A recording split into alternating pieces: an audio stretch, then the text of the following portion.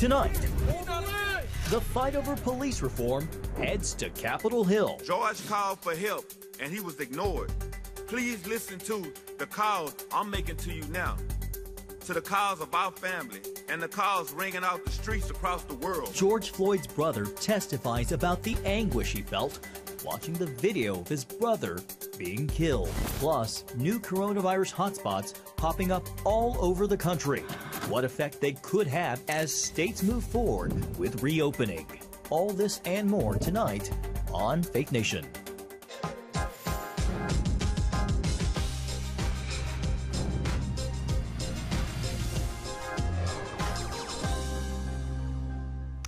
George Floyd's brother testifies on Capitol Hill. Hi, everyone, and thanks for joining us. I'm Jenna Browder. And I'm John Jessup. Well, just one day after burying George Floyd in Texas, his younger brother, Philonis, was in Washington today testifying before Congress. The House Judiciary Committee wanted to hear from him as they look at police practices, use of excessive force, and holding law enforcement more accountable. CBN Capitol Hill correspondent Abigail Robertson has tonight's story. Abigail, I'm sure he had an impassioned message today.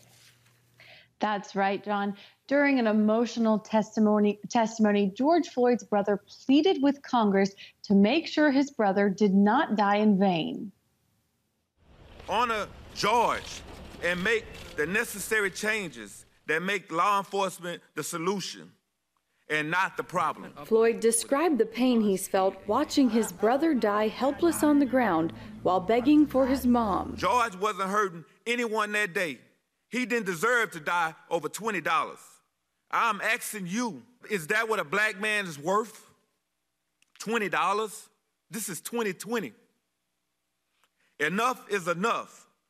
The people marching in the streets are telling you enough is enough. Also testifying, the sister of Patrick Underwood, a police officer killed in a targeted drive-by shooting. It happened less than 2 weeks ago as he guarded a federal courthouse in Oakland, California. And when innocent people are harmed in the name of justice, no one prevails, we all lose. She described calls to defund the police as ridiculous, instead offering this solution. I wholeheartedly urge us all Americans, not to give in to hate and anger, but to resolve conflict with kindness and love, to lead with a sense of purpose and renewed energy to create positive change, as I have outlined here through education, jobs, housing, and listening. While others warned of what's happened in cities like Cleveland, where police budgets and presence were cut. The murder rates have climbed. The property crime is at record levels.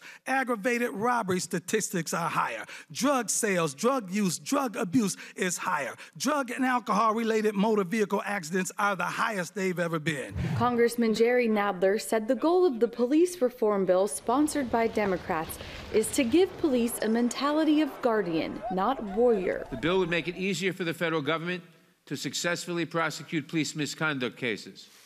It would ban chokeholds. It would end racial and religious profiling.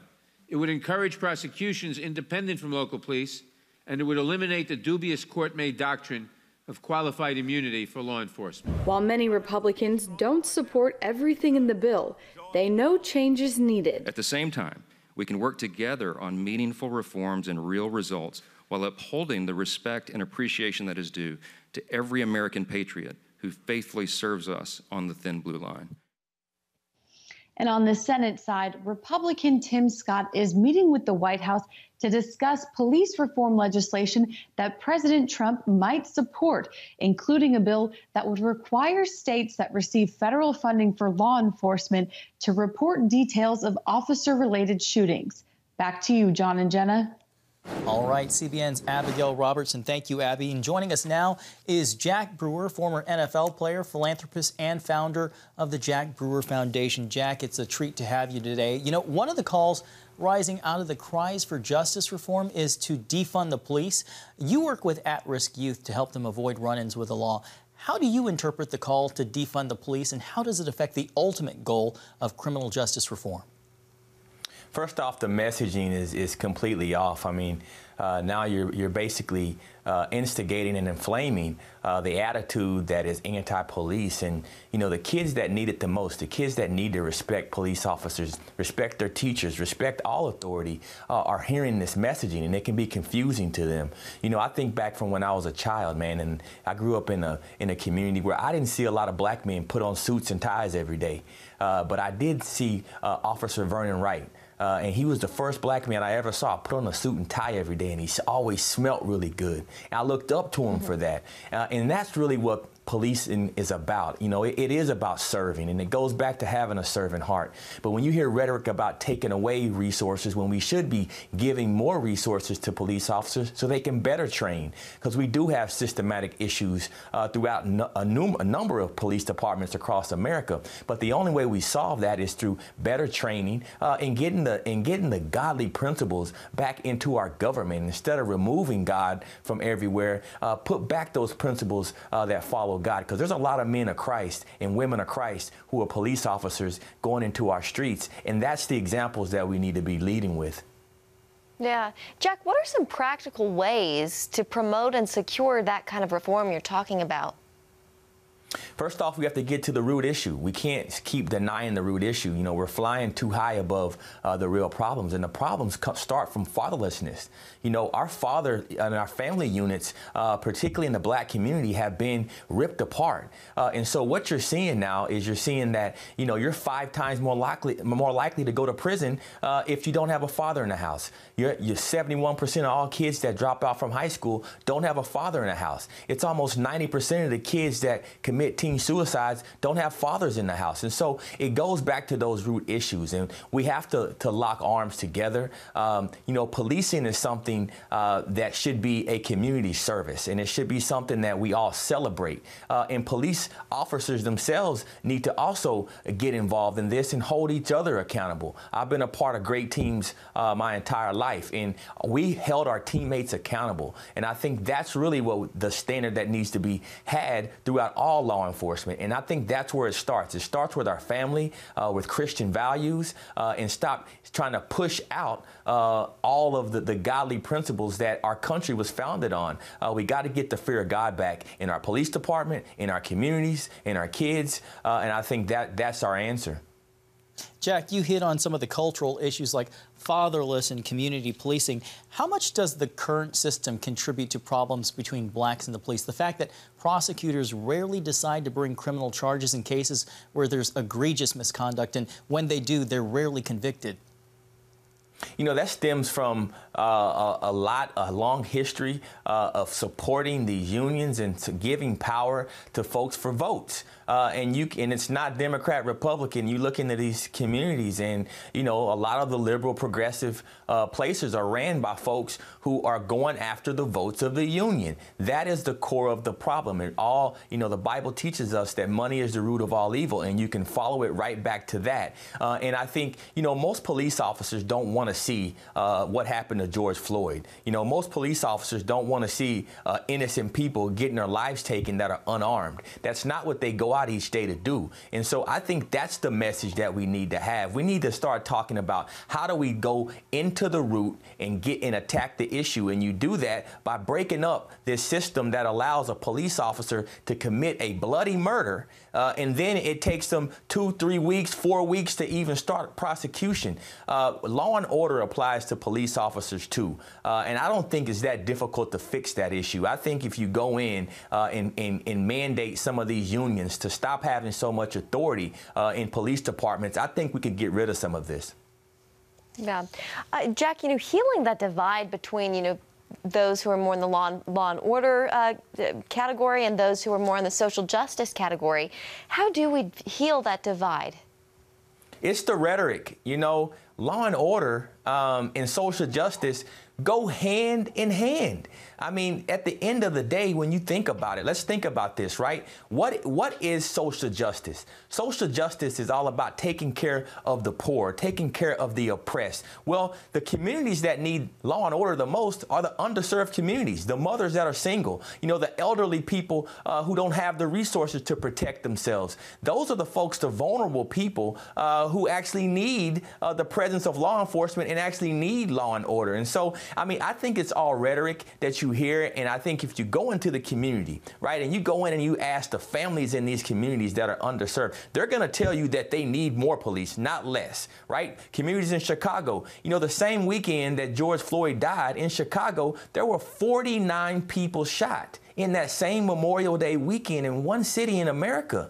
And that is just not good. And you don't fix those issues by taking away police officers. You fix those issues by having police officers that are willing to protect and serve and putting more love back in our communities. Jack Brewer, I'm so sorry we are out of time, but we so appreciate your perspective. Thank you for being with us today. God bless you. God bless you. Thanks, Jack. Well, the Federal Reserve is signaling the pandemic-crippled economy could begin to improve soon. In a statement today, the Fed said the unemployment rate may fall to just over 9% by the end of the year. While still high, it indicates the start of a return to a more stable economy. To help, near-zero interest rates will stay in place at least until 2022. We are committed to using our full range of tools to support the economy in this challenging time. In March, we quickly lowered our policy interest rate to near zero, where we expect to keep it until we are confident that the economy has weathered recent events and is on track to achieve our maximum employment and price stability goals. Those low interest rates will make it cheaper for Americans to take out home and car loans. Is reopening America causing a spike in COVID cases? We talked to a state health commissioner about the risk of a second wave when Faith Nation returns.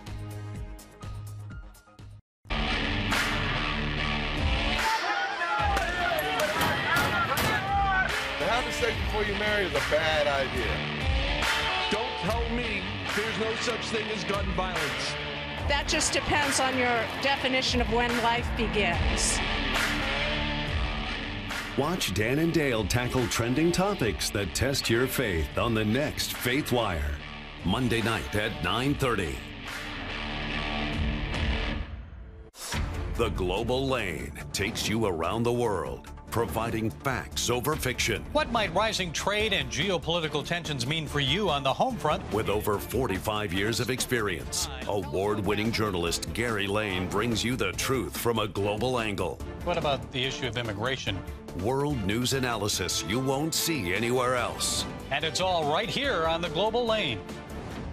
Watch The Global Lane, Thursday night at 9:30.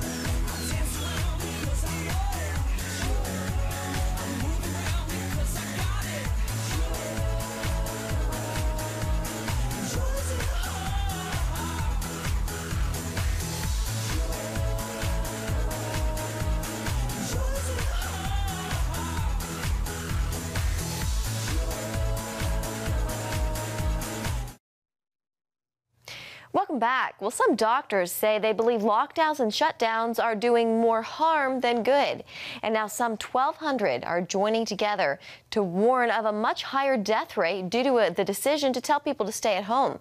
CBN's Paul Strand reports.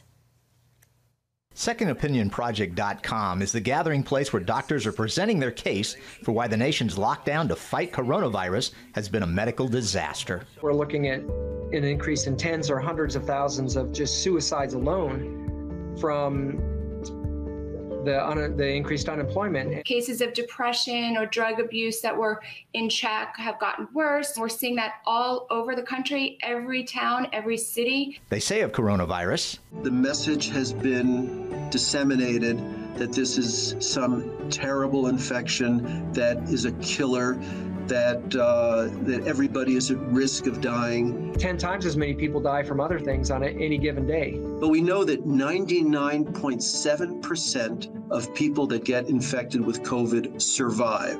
The risk of death in children from flu, seasonal flu, is 20 to 30 times higher than that of the coronavirus. And yet we have never closed schools. We have never asked children or teachers to wear masks. In my opinion, this is child abuse. I am absolutely appalled, and I think it makes no scientific or rational sense whatsoever.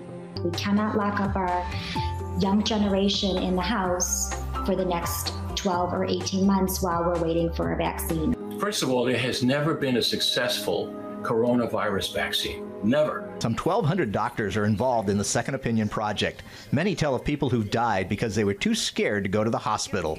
He declined because he was afraid he would catch the virus. He basically waited to the last minute. 911 was called, EMS showed up, and he, arrested right there, had CPR and didn't make it. And as he got weaker and weaker, they didn't know what to do because they were getting constant bombardment from the news saying, stay home, don't go to the hospital, you're going to get COVID. We coded him for about 30 minutes, and he passed away. Even Dr. Fauci has warned lockdowns could cause irreparable damage. This is not a money for lives situation. This is a lives for lives situation. These doctors, representing more than 21,000 years of practice, have even written to the White House to warn of the millions of casualties to come because of the lockdowns. Paul Strand, CBN News, Washington. And here with us now is Virginia State Health Commissioner Dr. Norman Oliver. Dr. Oliver, thanks for being with us. We're seeing new cases pop up in hotspots around the country. Still, states like Virginia are continuing to move forward into the next phases of reopening. Are you concerned that this might spark a second wave? I think that as we loosen restrictions and interact more socially, that will increase the risk of getting COVID-19. As we reopen, we have to recognize that the virus is still out there. It's not taking the summer off. But we think we can do so safely.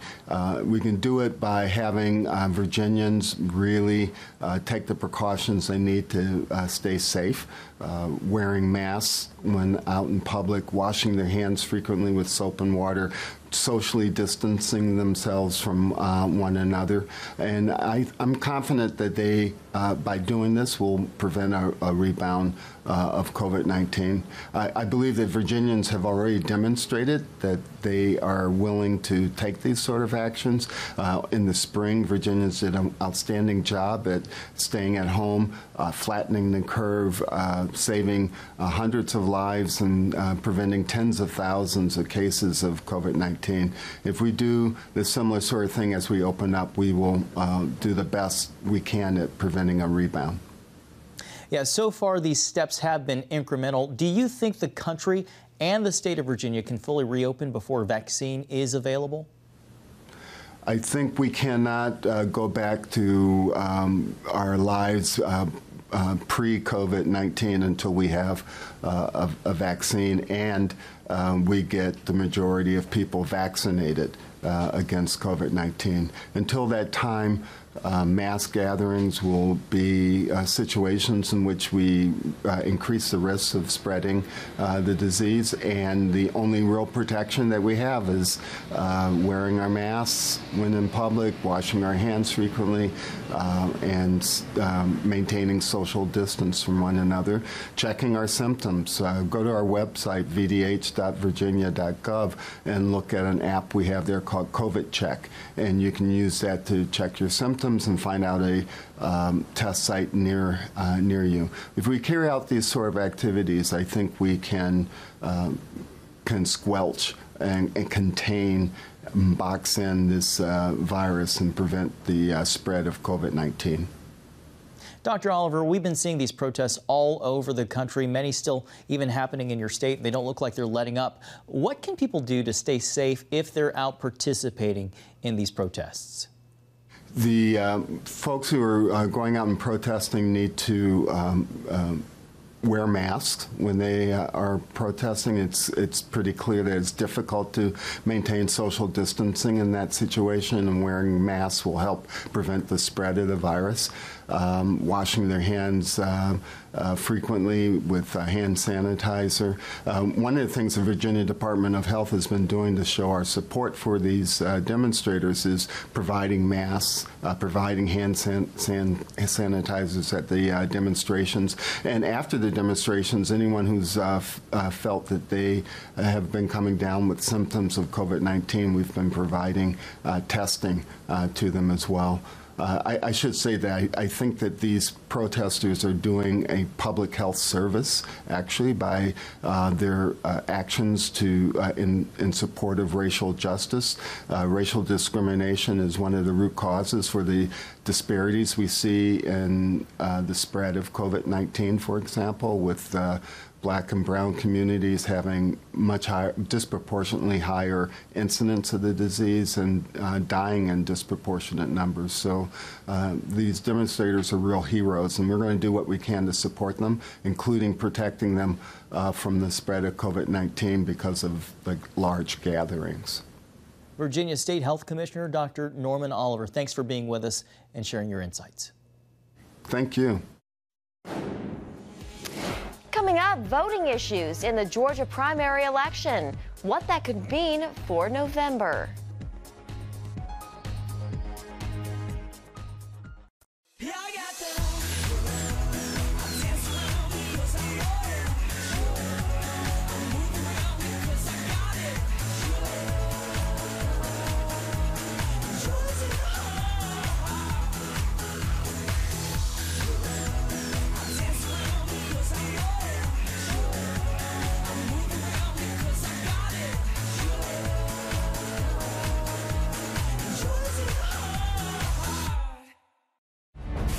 On the home front. Thanks for joining us for CBN's On the Home Front, where we highlight what the men and women of America's military do to defend our country. CBN honors the men and women in our military with an initiative called Helping the Home Front. It partners with churches across the country to meet the needs of their military families, from repairing homes to wiping out medical bills for wounded veterans. On the Home Front, Tuesday morning at 10:30. If you want to be an attorney with a passion for serving people and for excellence, Regent University needs to be high on your list. Regent's award-winning law school doesn't just create lawyers. We create leaders, judges, prosecutors and defense lawyers, civil litigators, and leaders in government. My focus has been trying to really make sure we have the future leaders we need for the bench and the bar and for society generally. You'll learn from highly credentialed leaders who are current and former judges, distinguished scholars, and ACLJ counsel. I'm so glad I chose Regent. The relationships here have been amazing. The faculty have been amazing. Not everybody's called to the same thing when they leave law school, but they're called by a God who has a purpose for their lives, and He is going to use that education to make a difference in the world. Regent will prepare you to be a purpose-driven, practice-ready lawyer. To start your rewarding law career, complete the online application, submit your transcripts, and take the law school admissions test by July. Apply today. Chaos in Georgia during the state's primary election. CBN White House correspondent Ben Kennedy joins us now. Ben, hard to believe, but those long lines meant a wait of more than 5 hours for some Peach State primary voters. Yeah, John, you're right. The scene was nothing short of an electoral disaster. The new voting machines are receiving much of the blame, but it also strikes a bit of fear of what is to come in November. This is what a precinct looked like in South Fulton County, close to midnight. Voters waiting until the wee hours to make their mark. Once I got inside, I think the most frustrating part was that several of the machines were broken. It seemed like maybe half of the machines were down. Those voting machines, inexperienced poll workers, and late absentee ballots all contributed to long lines at the polls. I definitely understand that there are hiccups in technology, but I also feel like every time I vote, it's some sort of new technology, and there's always a problem. I just feel like I feel like maybe it's intentional that it's so difficult to vote in general. It's very frustrating that it seems like every single time there are issues. Joe Biden's campaign called it completely unacceptable. 2018 Democratic nominee for governor Stacey Abrams tweeted, "Georgians deserve better." Martin Luther King III added, "Voter suppression is real, and we must act on it before November comes around." We're going to see some changes this year that we would not have seen if people were not in the streets. And you should absolutely do both if you can. Get in the streets, come to the polling places. Viewed as an election test case during this pandemic, Georgia's primary issues could spell trouble for November unless improvements are made. Georgia's Secretary of State announced plans to investigate voting problems to fix before the presidential election. With a primary scheduled for August, State Rep Anna Eskamani said long lines to vote in Georgia mean that we must be ready to vote in Florida. Now, Americans also voted in primaries in West Virginia, Nevada, and even South Carolina, and things ran much smoother there rather than Georgia. John, Jenna? All right, good to hear. Thank you, Ben. Still ahead, the example of Jesus lived out by protesters and police. You're watching CBN's Faith Nation. If you want to be an attorney with a passion for serving people and for excellence, Regent University needs to be high on your list. Regent's award-winning law school doesn't just create lawyers. We create leaders, judges, prosecutors and defense lawyers, civil litigators, and leaders in government. Ready to become a purpose-driven, practice-ready lawyer? To start your rewarding career, complete the online application, submit your transcripts, and take the law school admissions test by July. Nutrition, exercise, essential oils, weight loss, and more.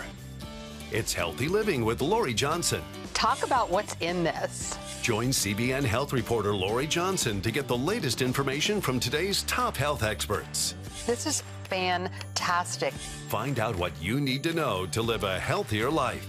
Watch Healthy Living, Tuesday night at 9:30. Woohoo! Hi, Superbook fans. Here's something else you'll love. Whoa! It's the new Superbook Bible app. It's packed with games, activities, and Superbook episodes that you can watch for free.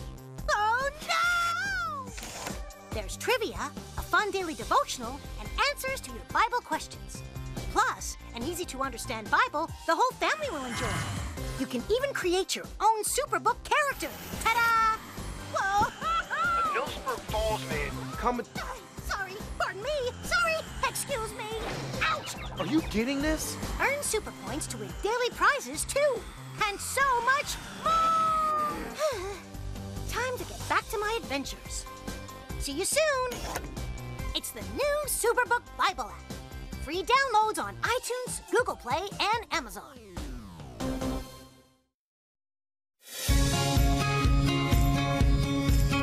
Young people, millennials, are flocking to church. It's not an exaggeration to say that we love to meet them and that we love to know their stories. And finally tonight, George Floyd's death has sparked protests across the country, many of them including people of faith. And police officers in Cary, North Carolina, joined protesters as they washed the feet of black pastors and marchers. The foot washing took place after a peaceful prayer walk aimed at fighting racism.